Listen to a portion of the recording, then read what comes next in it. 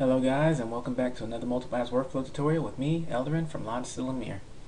Today we're going over the third stage of the animation for our test to flip Motionbuilder intermediate tutorial. It's been a while, so welcome back guys. Life and work has kind of had me going in a lot of different directions, and I've had to put a few tutorials that I wanted to do on hiatus, but now we're back and we're going to go ahead and finish up this series, and we're going to move into some really awesome topics over the next couple of weeks and months. Alright, so getting into it, we left off and we had her pick up this katana and do a swing. We used the multi-referential constraint to do so. Which allowed us to basically be able to keep the katana in its current location, while at the same time allowing us to be able to change its dimensionality, change its rotation and its transforms and different things. Alright, so she picks it up, the katana is able to shift in her hand really nicely, all very seamless. And we're able to complete our swing. We had some issues with the swing as far as the follow through.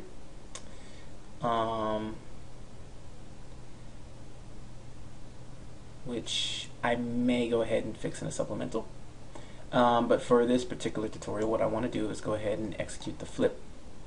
I've done a little bit of cleanup. I was looking at my task manager and I noticed that Motionbuilder 2015 here, so I am using the most up-to-date version of Motionbuilder here, but this tutorial will work with, I'm pretty sure it'll work with Motionbuilder 2012. I'm not using too many new features. Yeah, so I noticed it was using 3 gigs of memory for this scene, and upon close inspection I realized that that memory was mainly being used due to the textures, the FBX files that we're using for story, and the video that was loaded. So yeah, a new tutorial that I'll be making soon about look development and things is going to cover this this little concept. But of late, I haven't actually been using textures in my animation workflows anymore in Cinema, Maya, or Motionbuilder, and that's mainly because I've been using a new program to actually do all of my lighting and look development stuff, so I can actually use either no textures at all or very generic textures for the other programs, and especially for Motionbuilder, especially because the material system in here is atrocious, and it's very difficult to get like a really good material look anyway in this program. At least for me it is. Because of that, it just makes more sense to go ahead and just use the gray model and just concentrate more on the animation here, which is what we're in here for anyway. And it saves on the memory. So now I'm using about 200 megs of memory for Motionbuilder, and this is just making the system operate much faster, and everything just runs a little bit smoother. Anyway, getting on to the animation, what we need to do now, I've taken the liberty, of course, of deleting the materials that's saved up on the memory, and then I've also baked down my character to the skeleton. So with this animation, we just go ahead and, if we're in the control rig, which we are now, we're going to go ahead and set our display to X-ray so we can see our actual control rig, and see that we actually are in control rig mode. With our control rig selected here as the source, what we're going to want to do is go to bake plot and plot it down to the skeleton, and that'll take all of the animation we've done thus far and bake it down to the actual skeleton bones. With that done, if we bake and plot it back up to the control rig, so with nothing selected and with us in skeleton mode, if we go ahead and bake plot this back up to the control rig, Now we have a flat version of our animation that has everything baked down. So what we can do now is we can go ahead and actually select the keyframe layer and the base animation layer, and we can go ahead and hit the merge layer button here. It's a little red arrow with some layers underneath. We're going to go ahead, and it may be on current for you, and it may have like selected properties selected. You're going to want to do all layers and all properties and all the objects in the scene, and go ahead and let it delete the merge layers.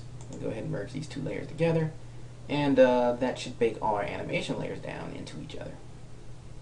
And so now for the hips, we have like one layer that basically has all the edits that we made in our last chapter, and everything is baked down into static keyframes. Alrighty, and the referential constraint still works. Everything is peachy keen. Alright, so going into story mode now, we can go ahead and actually turn back on story. That's going to have our control rig be controlled by story again, and we're seeing that we have our old animation. So what we can do is first of all clean up our story. Go ahead and delete all those clips out of there and delete this subtrack that we created. And then what we can do is we can right click and insert the current take. And what this will do is it'll give us the current take with all the animation intact,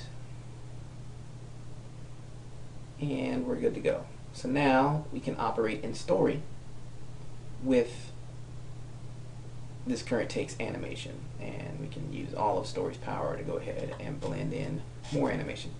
So what we're going to do is we're going to go ahead and right click and insert in an animation file. We're going to go ahead and insert in 88 out of the Carnegie Mellon package, which includes some acrobatics. And go ahead and see that we've got our character here, and she's doing some movements. So we can go ahead and right click and do a frame start to end, and that's going to give us a timeline that shows all the animation. And then here, what we can do is we can go ahead and use our alt right click to zoom out, so we can see our whole entire animation here in story. And looks like that 88 is a really big animation. So let's see what she's doing. So she's doing a flip, and she looks like she's getting on some sort of bar, and it's all pretty interesting, but that's not the clip we want. So you can right click, go ahead and change the take, and I've got my takes nicely named. Let's go with 001 here. Click OK. That's a simple backflip. Cool. That's exactly what we want. However, we want this to happen immediately after she slices. So we can go ahead and use our matching capability that we discussed in the last tutorial. So with this clip selected, we can go ahead and do a match on, say, this foot here. So select this effector. This is going to be our right ankle effector. Select the clip, go ahead and match it. We can match the end of the previous clip, and we can do match the previous clip. Click OK. And now her back flip matches the location of the current clip, but it's still not quite right. We can push the clip in to go ahead and blend, but we're probably not going to have the best of luck here. Even though I like the blend, it actually does a really good job of fixing things. I actually want her to flip in a completely different direction. So what we can go ahead and do is use the ghosts to do that.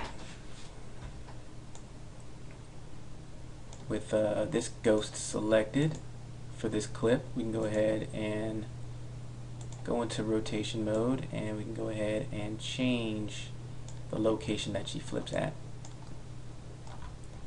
And we can see if we have better luck here. So she goes and then she does a flip, and that is that.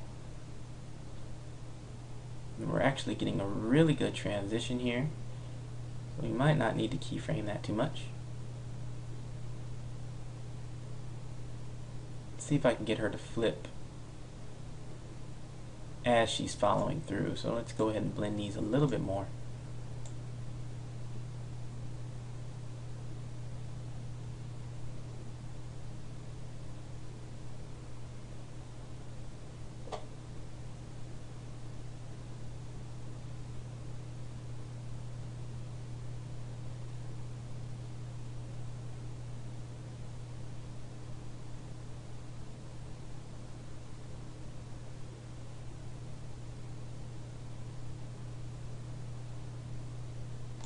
And what I might do is I might even cut this clip here just a little bit so that we can get rid of some of the preparation that she does for the flip.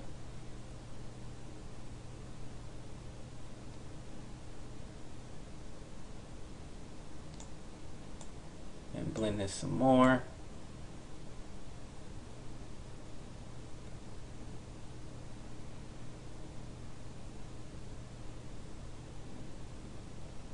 Let's see how she interacts with the table.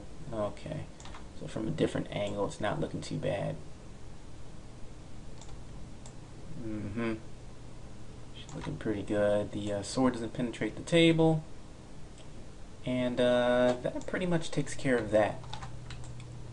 So really quickly, we're able to, create an animation. We're able to then take that animation back in the story, and then we're able to add more to it, some more motion capture. At this point, we could go back into regular mode by following some of the steps from a few of the previous tutorials in this series, and we can go back in and we can do some more manipulation. Then we can come back in the story and we can keep adding more animation onto here. But I'll leave that as an exercise to you. So what we'll do in the next tutorial is we're going to go ahead and cover some Cinema 4D options. We're going to go ahead and export this back out to Cinema 4D again, and we're going to cover up a little bit of new stuff in Cinema 4D as far as getting this animation kind of sort of finalized and doing a few extra things. So, alright, see you guys in the next tutorial.